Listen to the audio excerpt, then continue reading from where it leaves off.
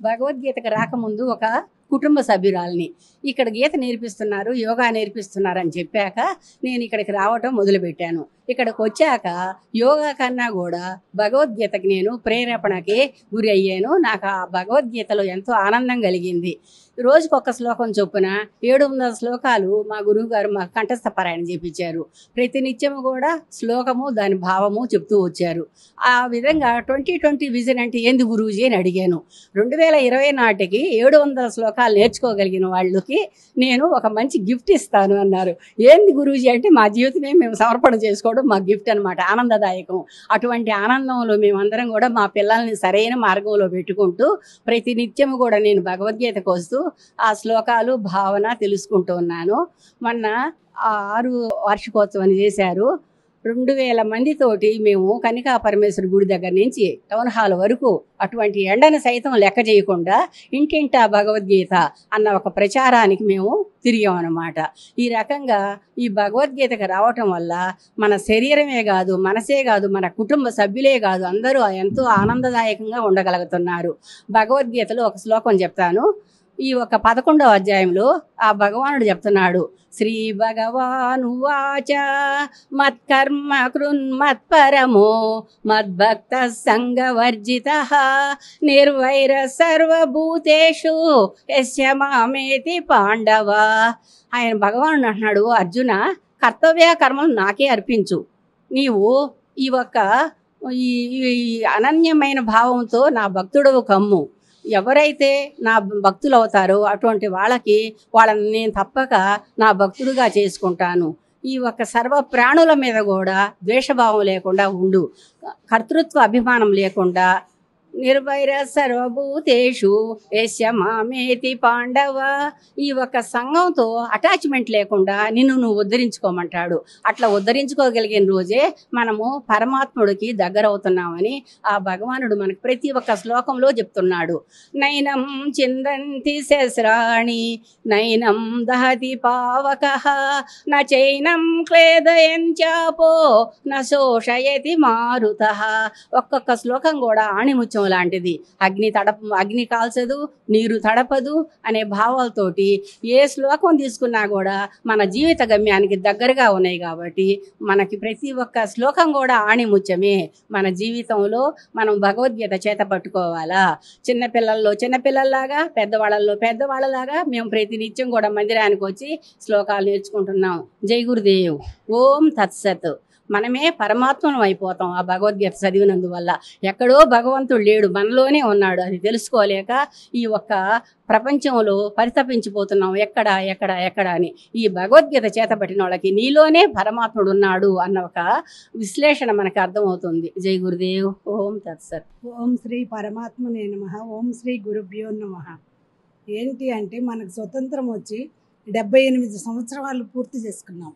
ఆ రోజు మహాత్మా గాంధీ అంతా చదివేవాడు. సత్యం అనేది ఒకటి ఉంటే ప్రతిరోజు నిత్యము ప్రచారం జరగాలని ఆ రోజు మహాత్మా గాంధీకి తెలుసు.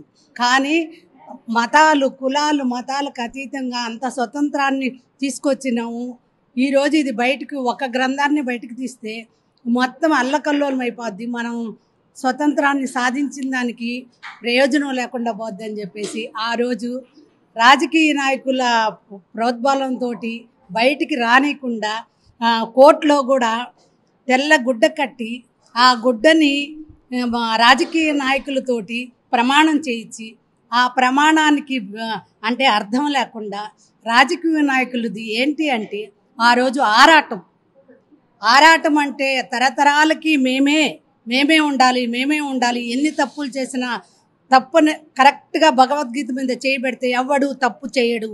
ఎందుకంటే తప్పు చేశాడు అంటే వాడు భగవద్గీత చదవలేదు. ప్రతి రాజకీయ నాయకుడు భగవద్గీతను చదివి అందులో తప్పులు చేయకుండా ఎలా రాజ్యపాలన చేయగలుగుతాడో ఆ రోజు గాంధీజీ గలగన్న స్వరాజ్యం మనకు అందుద్ది. ఎందుకంటే ఈరోజు గురువు గారు మతాలకు అతీతంగా, కులాలకు అతీతంగా పోరాటం చేస్తున్నామంటే వాళ్ళది ఆరాటం, మాది పోరాటం. ఎందుకంటే గీతా వైభవ ట్రస్ట్ అనేది పోరాట ట్రస్ట్. గీతా వైభవ ట్రస్ట్. గీత నేర్చుకో, రాత మార్చుకో. గీతా వైభవమే భారత వైభవం. గీతా వాక్య భారతీయుల హక్కు. ఇలాంటి నినాదాలు మా దాకా వచ్చాయంటే భయంతో కూడిన భక్తి. మొన్న కరోనా వచ్చినప్పటి నుంచి జనాలలో ఎలాంటి భయం వచ్చిందంటే భయంతో కూడిన భక్తి. ఎలాంటి భక్తి?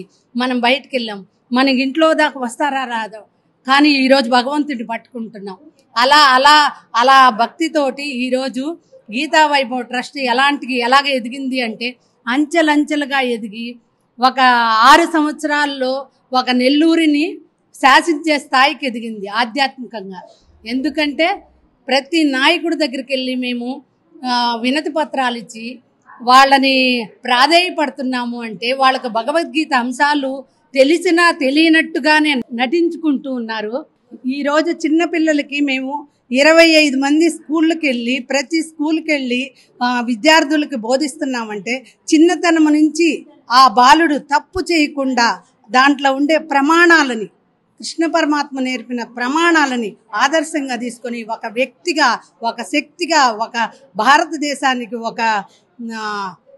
భారతదేశానికి ఒక యువకుడిగా ప్రయోజనం కలగాలి అంటే ప్రతి చిన్న పిల్లవాడు భగవద్గీత చదవాలి. పాఠ్యాంశాల్లో చేరిస్తే కానీ ఆ పిల్లల దాకా అందదు. ఈరోజు సైన్స్ పరంగా మనం ఎంతో ఎదిగాము, భగవద్గీత పరంగా మాకు ఇప్పుడు 50 సంవత్సరాలు వచ్చాయి. ఈరోజు మేము చదివితే మాకు కొన్ని రోజుల వరకే అవసరం పడద్ది. అదే పిల్లల్లో కానీ చదివితే వాళ్ళ జీవితం మొత్తం తప్పు చేయకుండా వాళ్ళ జీవితం గడుస్తుంది. అలాంటి రామరాజ్యాన్ని చూడాలనే మా గురువుగారి కలలు కన్నారు. అంటే మా భగవద్గీత ఏం చెప్తుంది, మా భగవద్గీత కాదు భారతీయుల గ్రంథం భగవద్గీత ఏం చెప్తుందంటే ఉద్ధరేదాత్మన ఆత్మానం నాత్మానం అవసాదయేత్ ఆత్మైవ హ్యాత్మనో బంధువు ఆత్మైవ రిపురాత్మన. అంటే నీలో ఉండే ఆత్మని నువ్వు ఉద్ధరించుకుంటే నీకు శక్తిగా పనికొస్తుంది. నువ్వు ఉద్ధరించుకోలేకపోతే నీకు హాని చేస్తుంది. నీలో ఉండే పరమాత్ముడు నువ్వు గ్రహించు. భగవద్గీత ప్రతి దానికి ఒక అర్థం చెప్తుంది. చావాలి అంటే ఎందుకు చావాలి, ఎందుకు చచ్చిపోతున్నావు, భగవద్గీత చదివి చావు. ఎందుకు కష్టాల పాలవుతున్నావు, భగవద్గీతలో కృష్ణుడు పడలేదా కష్టాలు? అలాంటి చిన్న చిన్న కష్టాలకే మనం ఓర్చుకోలేకపోతే భగవంతుడు అన్ని కష్టాలు పడి మనకి ఇంత భగవద్గీతను అందించి ఈరోజు మన దాకా వచ్చిందంటే 5175 సంవత్సరాల క్రితం ఉంది. ఈరోజు మన దాకా గురువు గారు 6 సంవత్సరాలకే ఇంత ప్రబలం చేయగలిగానంటే ఈ 78 సంవత్సరాల్లో కొంచెమన్నా మనం ప్రయత్నం చేస్తుంటే ఈరోజు భారతీయులకి మొన్న కరోనానే వచ్చుండేది కాదు. ఆ కరోనా వచ్చినప్పటి నుంచి ఈరోజు భారతీయులు ఎలాంటి అంటే ఎన్ని దేశాలకు మన మోడీ గారు ఎన్నో దేశాలకు మందు పంపించి మన భారతదేశం ఘనతను నిలబెట్టి ఈరోజు ప్రపంచ దేశాలలో మోడీ గారు ఎలా ఉన్నారంటే పరమాత్మ.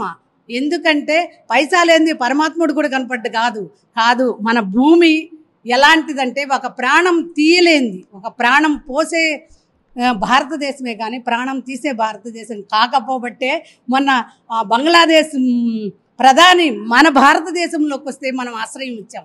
అలాంటి వాళ్ళని మనం ఎంతోమందిని ఆశ్రయం ఇచ్చి మనం ఈరోజు భారతదేశం మన ఒక పుణ్యభూమిగా మోడీ గారు ఇంకొక 10 సంవత్సరాలు ఉంటే మా గురువు గారి కన్నా కలలు నిజమయ్యి మేము భగవద్గీతలో ముందంచెలో ఉండి మేము సైతం ప్రపంచానికి సాటి చెప్పాలి అని మేము వెలిగెత్తి భగవద్గీత కోసము మేము అంకితం చేస్తామని మా గురువుగారు ప్రతి శ్వాస, ప్రతి కణము, ప్రతి నిమిషము, ప్రతి రోజు నేను భగవద్గీతకే అంకితము, నా జీవితం మొత్తం భగవద్గీతకే అంకితము అని మా గురువుగారు మాకు ఎంత భరోసా ఇచ్చారంటే గురువుగారు అంత భరోసా ఇచ్చారు కాబట్టి మా ఫ్యామిలీలన్నీ ఈరోజు ప్రతి ఇంటి ఇల్లాలు 200 మంది మన గీత అంటే గూగుల్ మీట్కి వచ్చే ప్రతి వ్యక్తి ఇల్లు ఎలా ప్రశాంతంగా ఉంది అంటే భగవద్గీత పట్టుకొని భగవద్గీతలో ఉండే సత్యాలు తెలుసుకొని ఆ సత్యాన్ని ఇప్పుడు మొగుడు అరిచాడనుకో పెళ్ళాం ఏం చేస్తుంది, ఓయమ్మ 2 చేతులు కలిస్తే సౌండ్ వస్తుంది కదా అని అప్పుడు తగ్గున్నప్పుడు అప్పుడు ప్రశాంతత వస్తుంది. అలాగే దేశం, రాష్ట్రం, జిల్లా ఇలా ప్రతిదీ ప్రశాంతంగా ఉండాలంటే మన చేతులు కలవకూడదు, దానికి సొల్యూషన్ చెప్పాలి.